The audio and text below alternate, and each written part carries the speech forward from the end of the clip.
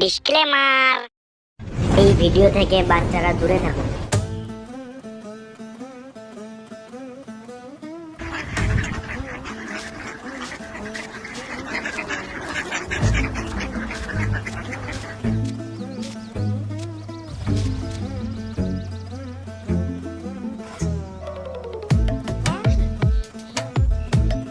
দাদু ভালোই ঘুম দিলে বলো।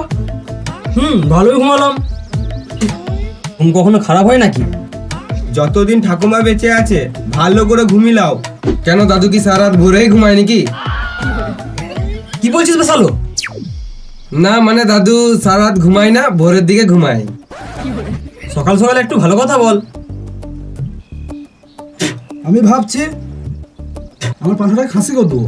কি তো ছেলেটাই খাসি করবি? না রে খেপা চোদা, আমার পাঠাটাকে খাসি করবো।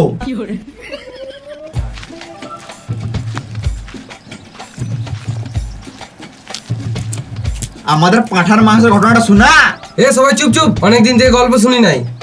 এটা কোনো শোনা গল্প নয়, আমরাই ঘটিয়েছি, আমাদেরই ঘটনা বটে। এই বলছি, কালকে আমার মাসির ছেলে বিয়েতে বরযাত্রী গেছিলাম। ভালো বলে বটে মারা, অমনি গাড়ি করে বাজাতে লিখেছিল। কেমনি গাড়ি? তুই গরিব নাকি রে মানা? অমনি কেমনি কিছুই নয়, অমনি গাড়ি মানে 4 চাকা। গল্পটা বল না কেলা চোদা। কাল বিয়ে বাড়িতে 1 বালতি পাঁঠার মাংস খেয়েছি। আমি তো মারা কালকে 90 থেকে 100 পিস মিষ্টিও খেয়েছি। হ্যাঁ মারা গেল ফালতু কথা। এক বালতি মাংস, 90-100 পিস মিষ্টি, কোনো ব্যাপার হলো নাকি? তোদের মতো যখন আমি ইয়াং ছিলাম তখন এক বালতি মাংস, 90-100 পিস মিষ্টি, তার সাথে আবার 2 কিলো চালের ভাত খেতাম, তাও আবার একা। মারা সকালবেলায় বিড়ি মেরে 4 থেকে 5 কেজি হাঁকলাম। 4-5 কিলো কোনো ব্যাপার হলো? তোদের মতো বয়সে যখন ছিলাম তখন 10-12 কিলো করে হাঁকতাম। দাদু এটা একটু বেশি হয়ে গেল। দাদু দাঁতনটা গাড়ে ভর দেবো। তোমরা কিছু শুনলে? এই তো সকাল সকাল এদের কাছে বাঞ্ঝা গল্প শুনছি। আমি শুনলাম কালকে রাতে পাশের পাড়াতে ভূত এসেছিল।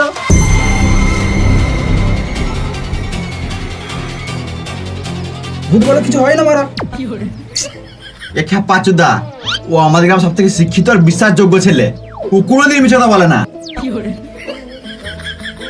কিন্তু আমি তো কোনোদিন ভূত দেখি নাই মারা। আমি ওই বালের ভূত বিশ্বাস করবো না, তোরা গান মারা গা। দেখ, যখন ও মিথ্যে কথা বলে না তখন ব্যাপারটা ভালো করে দেখতে হবে।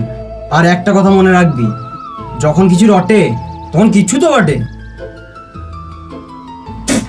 তাহলে দাদু কি করবো কিছু বলো? এই ব্যাপারটা এখন কোথাও ছড়ালে হবে না, আমি ব্যাপারটা খইলি ভালো করে। এক কাজ কর, এখানে যতজন আছিস সবাই রাতে বেলায় আয়। আমাকে রাতে আসতে হবে? কেন তুই রাতবেলা বাল ছিড়বি নাকি? না আমার রাতে একটু ইম্পর্টেন্ট কাজ ছিল তো। আমিও আসবো। হ্যাঁ চলে আসবি। দাদু দাতুনটা ঘুষতে ঘুষতে খেয়ে নিল তো রে মারা।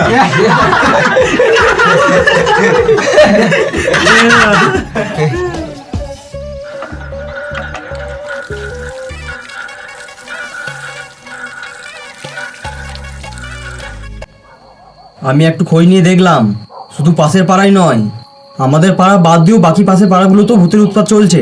আমাদের পাড়াতেও কিন্তু আসতে পারে। দাদু এটা সত্যি বটে? এই বকাচোদা, গোটা দুনিয়ার লোক কি একসাথে মিথ্যা কথা বলবে? পাশের পাড়ায় এসেছে ভূত আর দাদু মারবে গুড়মুড়ি। দাদু ভূতটা কেমন দেখতে বটে? তোর মতো দেখতে পারে শুয়োরের বাচ্চা। তাহলে তো আমরা ডেলি ভূত দেখছি। তোদের মতো যখন আমি ইয়াং ছিলাম তখন একবার ভূত দেখেছিলাম। হ্যাঁ মারা, দাদু বোকাচোদা বানাচ্ছে, ভূত টুত কিছু হয়ই না। বেশ, শ্মশানে আমি একটা লাল কাপড় রেখে আসবো, তোর গাড়ি যদি দম থাকে তাহলে ওই কাপড়টা নিয়ে আসবি, দেখবো তো। ও পারবে না, ওর ভয় গাড় ফেটে গেছে, গাড়টা পুলুক পুলুক করছে। তোদেরকে একটা কথা বলি শোন, যখন আমি ইয়াং ছিলাম তখন দাদু কেমন ছিল? এখনো ঢেমনে আছি, তোর বউটাকে পাঠাস সালো। আমি আগে প্রচুর মাছ ধরতাম, রাত দিন মানি নাই, গাড় ফাটিয়ে মাছ ধরেছি। আমার ভূতের ভয় ছিল না। একদিন আমার মাছ ধরতে গিয়ে দেখছি জলটা খবর খবর করে নড়ছে। আমার তো মারা ভয়ে ঘাটটা শুকিয়ে গেল। গাঁটটা শুকিয়ে গেল কিন্তু তারপরেও আমি এগিয়ে গেলাম। তারপরেও আমার ফুলি ফুলি গাঁ কাঁপছিল। ওই ভূতটা তো কিছুই ছিল না, এখন যে ভূতটা আছে না সেটার নাম হলো স্প্রিং ভূত।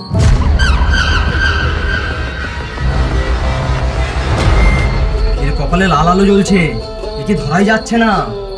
আলোটা এখনই এখানে আছে, আবার এখনই লাফিয়ে অন্য জায়গায় চলে গেছে। এই লাল আলো, লাল আলো, লাল আলো।